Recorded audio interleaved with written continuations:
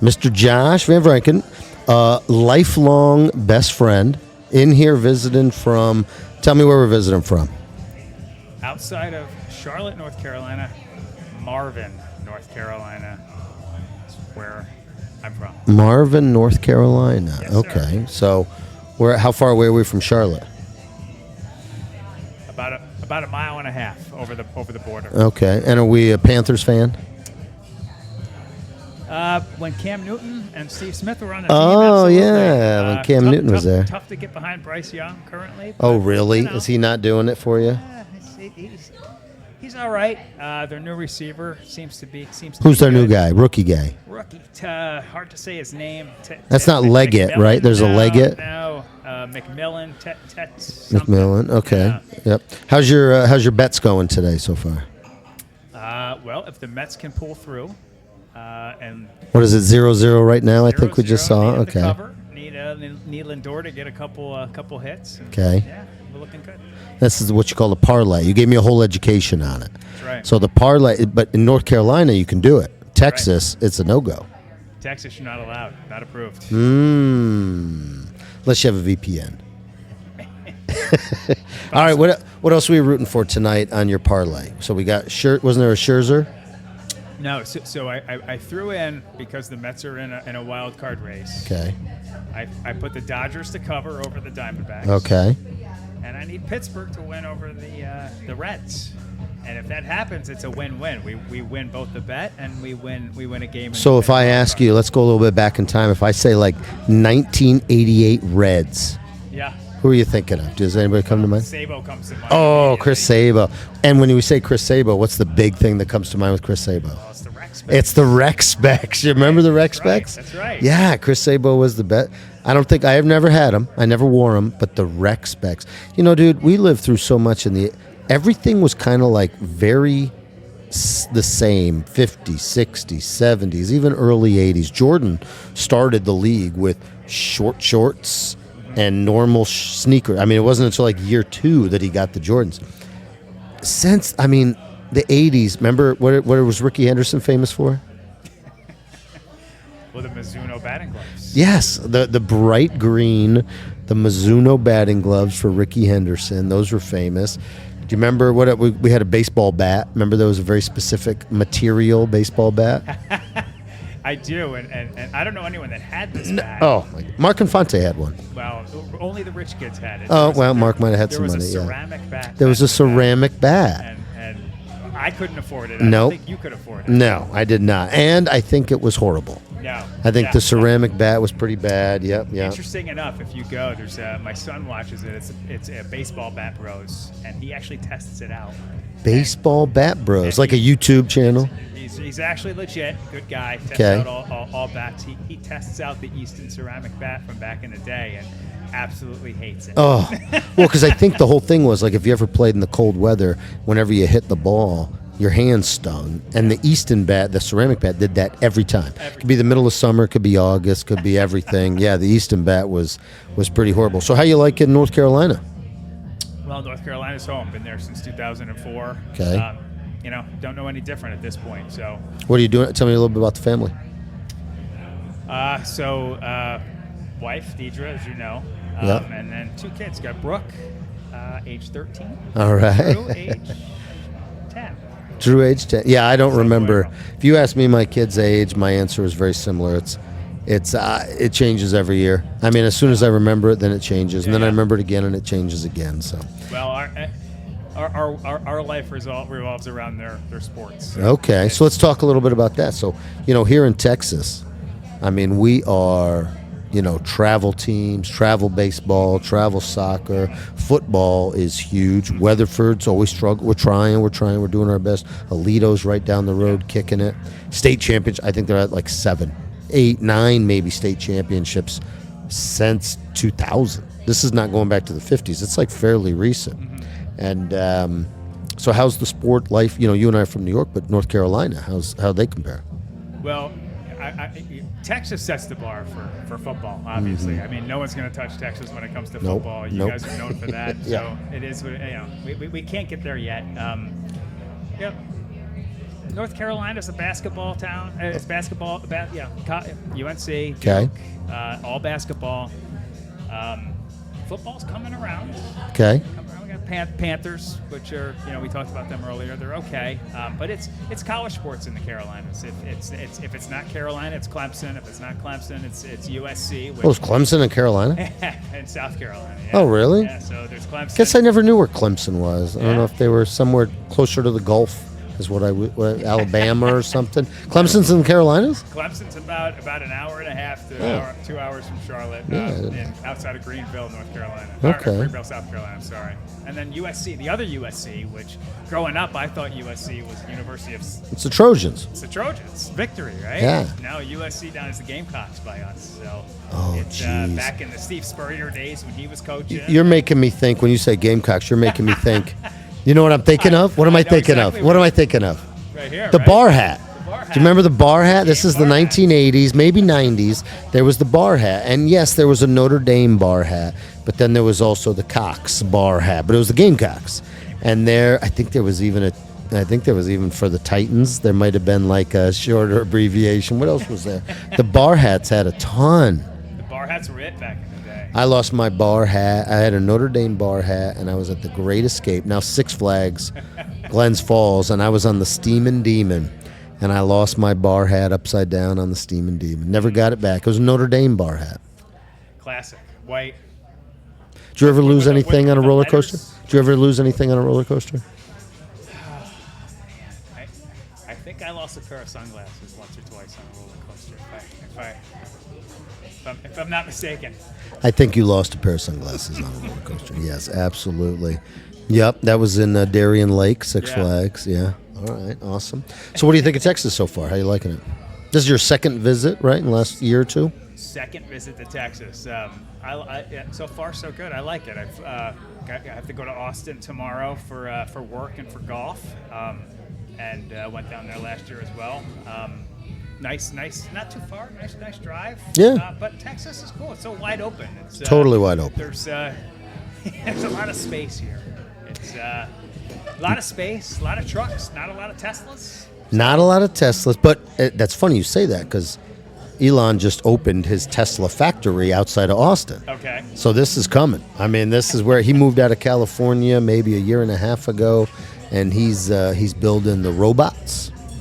He really is. I'm not kidding. That's the whole thing down there. It's right outside of Austin.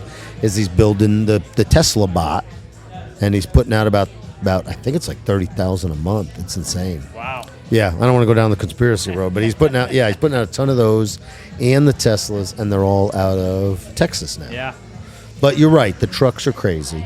You just got a truck recently. I did. And built in Texas, I believe. Oh, what kind you get? A Tundra. Yeah. Supporting you guys. Yeah. If it ain't a Ford, it ain't nothing. I don't like Chevys. The Dodges ain't bad. Tundra? You like the Tundra? I like it. Okay. You know, had a few in my day, so I'm loyal to Toyota. Oh, have you had a few? Okay. Tacoma, Land Cruiser, Oh, yeah, the Land Cruiser. What's Deidre driving now? 4Runner. All right. So tell me about. So are you involved in coaching any of the kids? We were talking about kids sports. Any coaching? I do. I coach them. I coach our middle school softball team. Oh, so you work for the school? I am actually a paid employee for a school. Wow, Yeah, me too. I get a paycheck. How about that? Really? It's a paid position? It's a paid position. I have a tip. I'll get it at the end of the season. And I'm sure it's like $11, but it's enough for. I could take them. I could take my family out for a. I guess I could get steak, but we could go out for dinner. yeah. So Okay. it's all right. But yeah, I put it right back. No, in. it's good you say that because you're not doing it for the money. No. So yes, they do pay you, but it's a one night at Cheddar's. Yeah, exactly. It's. I love it. Growing up, we grew up. We played baseball together. I didn't know softball growing up. I wasn't a girl. I didn't have a sister that played softball, so it's all new and it's My sister played lacrosse. really. I know that was weird. Lacrosse is getting big. Is it? It's big. I don't know. She played lacrosse. I thought that was kind of unique, but okay. Do you know? What do you think the biggest growing girl sport is by me in North Carolina? What do you think it is? Not basketball. Basketball, but you're close. What's close to basketball? Volleyball. I don't know if that's close to basketball. Well, it's indoors. It's not a court. It is indoors. It's a net. Okay, it is indoors. So volleyball. Yeah, volleyball down here with the girls. We were talking about travel teams and stuff. So it's girls and boys do soccer. Boys do baseball.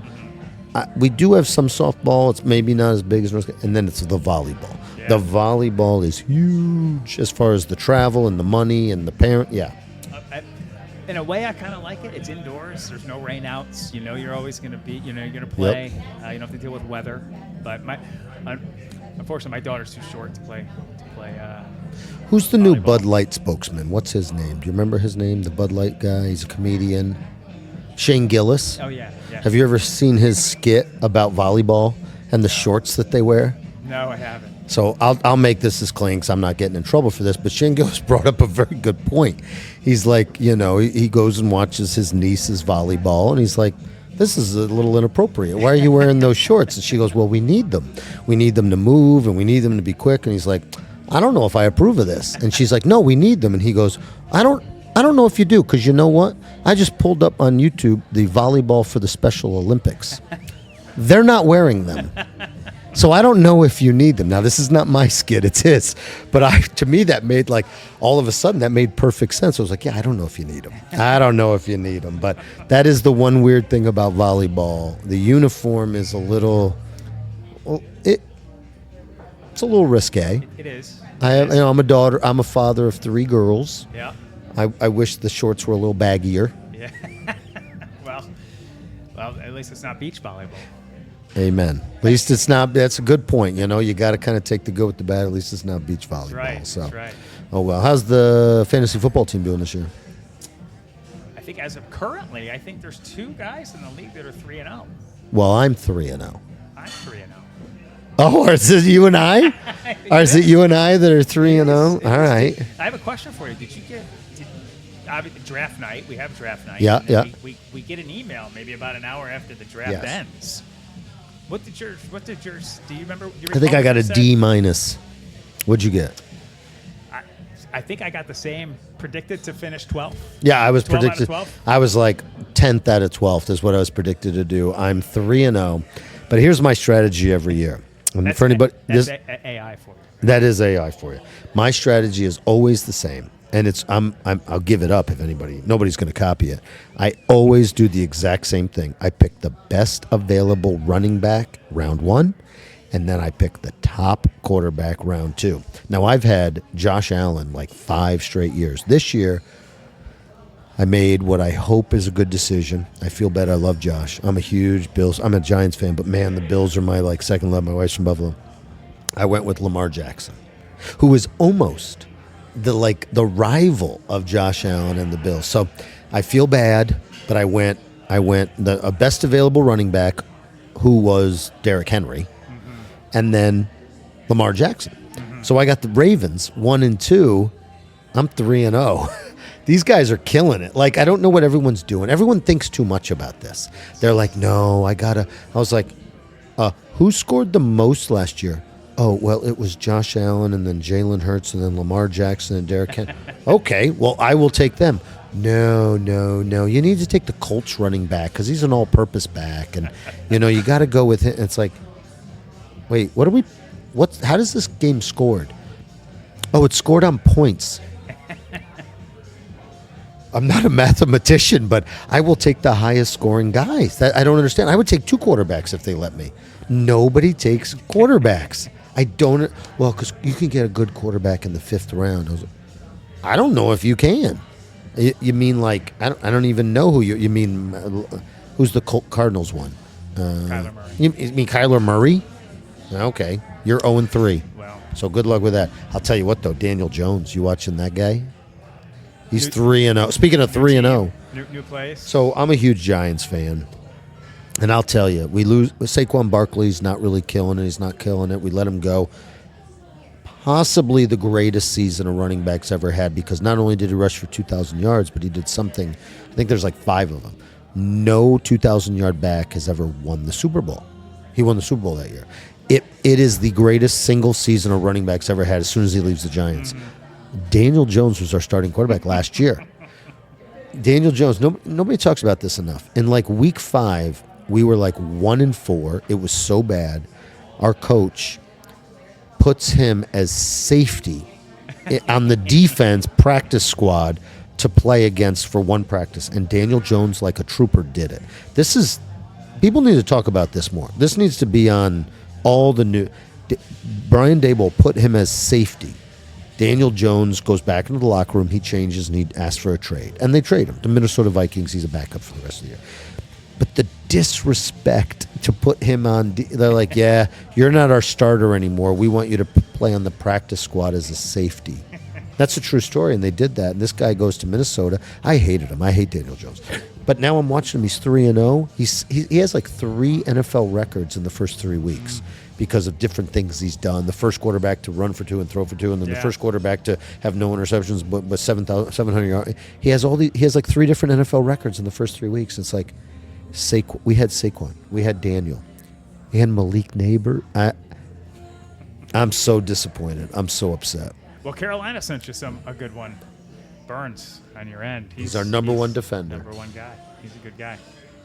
Lived in a neighborhood across the street from me. You ever meet him? No. Saw him driving, but never met him. Really? Yeah. Huh. Yep. So talk about what are you doing for a living, Josh? What's life taking you? So I work for a major insurance company, MetLife. Yeah. Affords me time to come here. Okay, love it. Love it. No. Come in here for a meeting and to play golf. So that's great. Can't complain there. No. An important meeting. You're going to do good stuff. Doing good stuff. Actually, there's a little bit of we were talking about football. Jimbo Fisher. Yeah. College coach Jimbo Fisher. Benefit for his charity. Oh, is that what it is? So that's tomorrow night. Get to meet. What was Jimbo's team? Was he Tennessee? No. What was? It was A&M. So was he? He was bought out at A&M. Before that, he was at Florida State. So he was. My daughter goes to A&M. Yeah, I figured. Yeah, exactly. Now he's. I think he's on ESPN doing some stuff on Saturday morning. So. So you're getting into college football. Do you watch College Game Day? I don't watch College Game Day, but I do have a good friend who hosts College Game Day on the radio. Who is that? He works for ESPN. It's a fellow named Matt Schick. Oh, okay. I don't know the name, but that's cool. And I'll give you a funny story about Matt. So okay. I was at the same event last year down in Austin. Okay. And ended up getting a chance to sit with Jimbo Fisher, and I don't know much about college football. My son now plays football, which is fun. But I going. Well, you and I are from upstate New York. Right. People don't realize this. We got Syracuse, maybe Boston College, and then if you're Catholic, you root for Notre Dame. Right. That's like all you got. That's all we had. That's all you got. That's it. So I'm sitting there, and I go, well, I got to ask this guy a question, but I don't know what to ask him. So I text my buddy Matt, and I go, hey Matt, I'm sitting with Jimbo Fisher. Anything I could ask him? You got any like icebreakers? And 3 bubbles come up, and I get a text this long, and it's, well, ask him about Jameis Winston. Ask him about this. Ask him about that. Oh, he was there for Jameis Winston. So he was, and I asked. So I go, hey, look, dude, he's a giant now. So I'm a big And so I go, Jim, and Jimbo. He goes, he was one of my favorite guys to coach. Awesome guy, love him. Still stay in touch with him. So, and he seems like actually he had that, all the stuff that we went through at Florida. I don't think he went. I mean, he did great stuff. Yeah. Jameis Winston, I think, is a solid dude. There's a New York Giants preseason thing where the quarterbacks, all 4 of them at the time, DeVito was still on the team, they throw, and if they hit the crossbar, they got released from practice early. Yeah. And, Russell misses. Jackson Dart gets close. And Jameis goes, you don't have to like this or love it or whatever, but Jameis goes, hey, I do a 30-minute prayer session every day at 4 o'clock to 4:30. If I hit this, we're all going to prayer session, right? And the player's like, and he throws it, doing, and he hits the ball, and everyone's jumping because now that means they get out of practice early. They don't have to do 2 more hours of running and stuff. Right. These are professionals that make millions of dollars, but just like you and I in 10th grade, you don't want to run anymore. Nobody wants to run. I don't care how much money you make, you don't want to run. Right. It's not like they're going, I'm a professional and I would like to run more. No, nobody wants to run more. They want to go eat or play Madden or whatever they want to do. And when he doinged, everyone grabbed him, and he's like, so we're all going to prayer, and they're like, yeah, we'll all go to prayer. But that was like his thing, and it's not that he's that religious. It was just he was like this good guy. He was like, hey, if I hit this, we're all gonna have prayer together. Yeah. It wasn't about the prayer to me. It was more like he's just this nice guy. It wasn't like we're gonna go to the strip club. Right? It doesn't have to be about the prayer. It was just like he's a nice guy. He's like, we're gonna sit down and we're gonna talk and we're gonna pray. You know, he wasn't evangelical. He wasn't crazy. He was just into being a nice guy. I don't know. I think he's super cool. I love that he's a Giant. I love Jameis. Yeah. I'm with you. So you loving the what else? What else can we talk about? So Texas is doing good. Family's doing good. Yeah. Well, my son just started football this year, first year tackle. And he's enjoying it. Okay. A little timid, doesn't want to get hit, but you know, we were talking about this a little earlier. I got to say this. I'm going to talk to Drew a little bit because he's going to watch this. You know, you didn't love getting hit, Josh. You did not love getting hit. I'm not saying you didn't take it. You took it great, but you know, I don't know. You think Malik Neighbors loves getting hit? I don't think he does.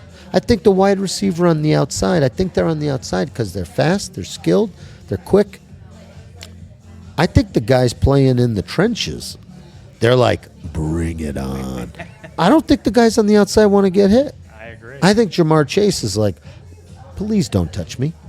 They're tough because they can take it. I don't think they like it. I don't think the wide receivers like it. I think the running backs do. I think the tight ends love it.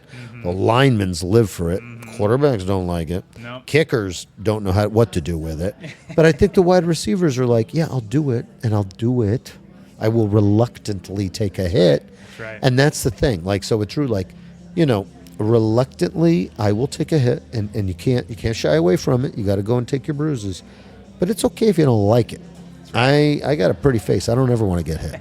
I don't like getting hit in the face. That's not my thing.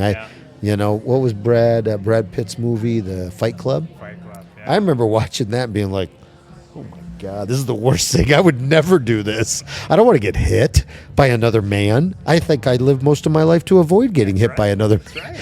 What's the fun in that? But I would, if I had to, I would do it, but I don't want to do that. So, I don't know. Anyway.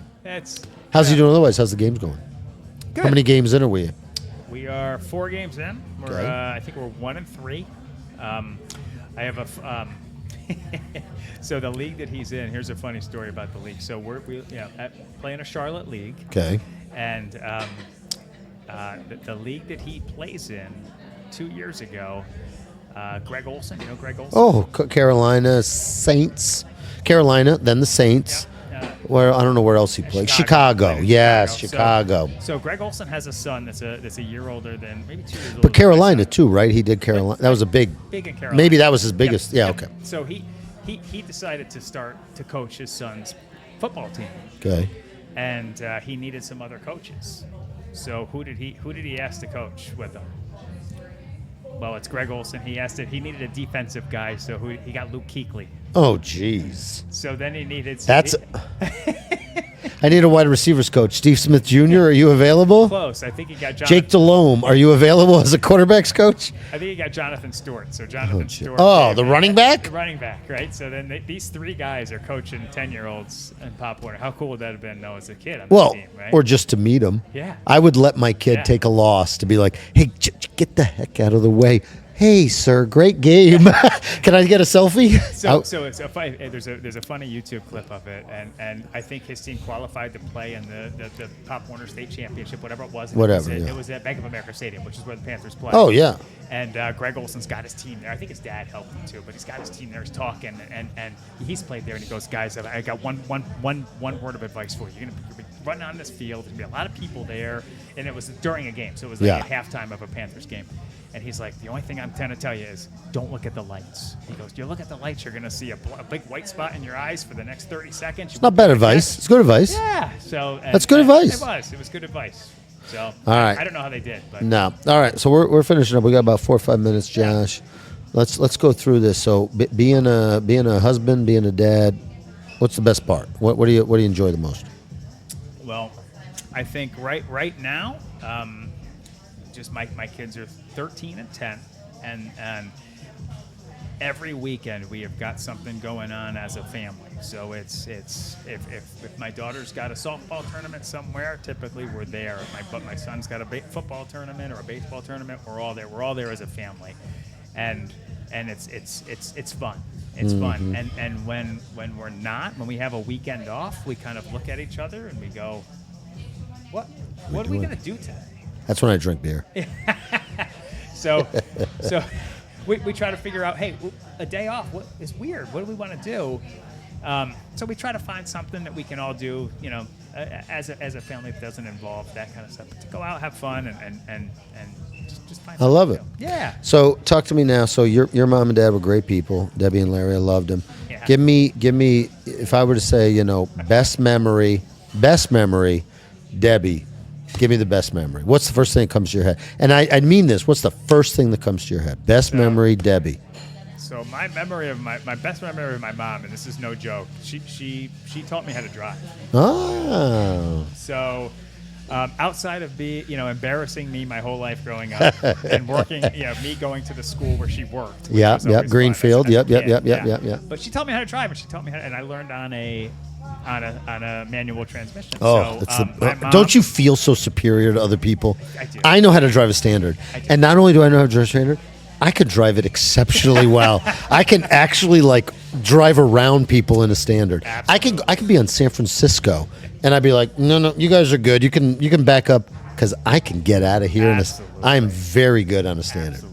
All right. So I that was a big point in my life. My mom taught me how to drive. My dad a little bit, but it was mostly my mom. Your mom. And I can take that with me now. I know. I just remember. I remember the car that I learned. Brenna, my oldest daughter, she was not going to be able to take a car to school. We said, no, we're not doing it. You're a freshman. You don't need a car to school. My dad says, well, I got this truck she can take. Well, I'm not going to say no, but the truck's a Standard. So he taught Brendan knows how to drive a Standard. Nice. And I was like, actually, that's pretty cool. I think that's really cool. The year's 2025. Cool. They don't even sell them anymore. So, I think that's cool. Absolutely. All right. Best memory, Larry. First thing that pops your head. Best memory, Larry. Because I got one, too, I'm going to add after. Well, there's so many with my dad. But if I had to pick one. What pops in your head? When I was young, when I was a kid, we would spend every winter weekend probably snowmobiling. Oh yeah. Up on Lake Desolation or Indian Lake or something like that. And I love that. That was just something that I enjoyed. Camping with him, snowmobiling, fishing, riding a boat, all that stuff. But I think I know where you're going with Okay, what am I gonna say? I think it. Wait, you might be a different. So I'm not gonna say when he picked us up from the Spa Catholic. And he went into the drive-through. That's not what I'm going to say. And he's like, I'll take 2 cheeseburgers. No, my best memory of Larry is something that I've actually tried to implement with my kids, and I hate him for it. I hate Larry for this. But you and I would ask him on January 2nd, it's 4 feet of snow, it's a Saturday evening, we didn't prep for this. We didn't plan for this. It's 10 p.m. He is passed out on his chair. I'm not even going to say he was passed out drinking, but maybe he was drinking, which now that I drink, I'm like, oh, my God, that's even worse. But he was passed out in his chair, and we're like, Larry, we want to stay in the camper tonight. And Larry would go, what? Larry, Dad, can we stay in the camper? And Larry would go, Jesus. Fine. And he would get up and he would put on some warm clothes and he'd go outside and he'd open up the camper. Josh, I would not do this for my kids. I've used some of Larry's this, but I would not do it at the level that he did.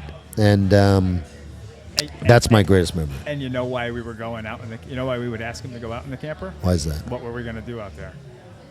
Don't say drink. Well, we might have had a keg of the Apollinaires. All right. Hey, time's up, Josh. It was a good time. Good talk. Be good, brother. Yeah. Thank you.